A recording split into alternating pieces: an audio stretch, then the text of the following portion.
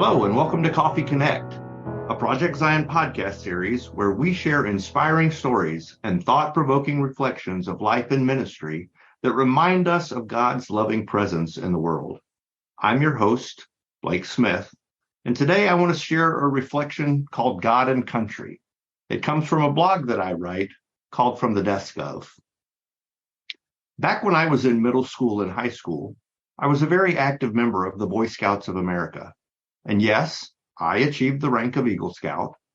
And though I realize that the program has changed significantly and the organization itself has had issues, I have many positive memories from the experiences I had during those years.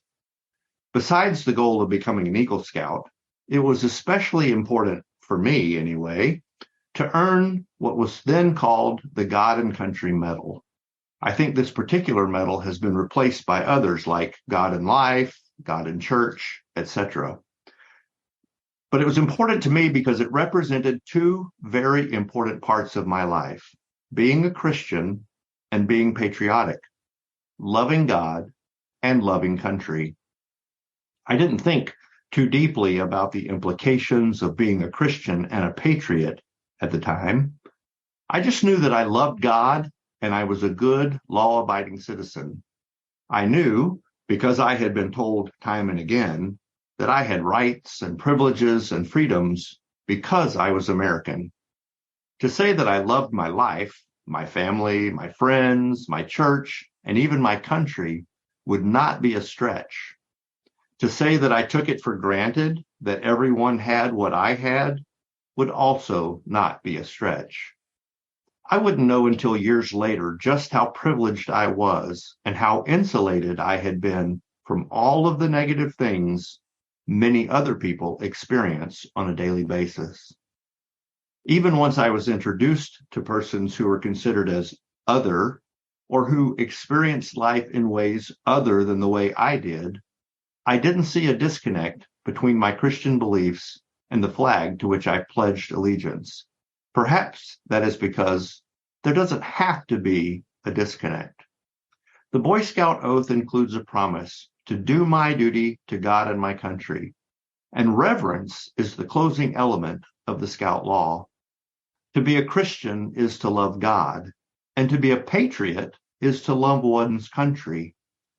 There's no reason that both can't coexist in an individual as long as love of God always comes first and is always the measuring stick by which one measures their love of anything else, including their country.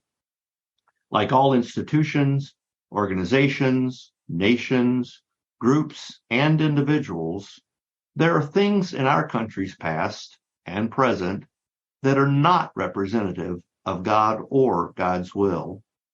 Community of Christ Doctrine and Covenants, section 163, 3c, reminds us that there are subtle yet powerful influences in the world, some even claiming to represent Christ, that seek to divide people and nations to accomplish their destructive aims. That which seeks to harden one human heart against another by constructing walls of fear and prejudice is not of God. Sure, America is a deeply blessed nation in many ways. There are many things about America to love, but that doesn't mean that God doesn't love and bless all of God's creation, including all of the people and nations of the world.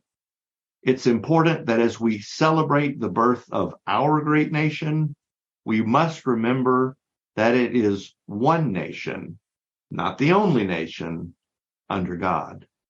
For me, there is a distinct difference between patriotism, the love of a nation, and nationalism, the idolization of a nation.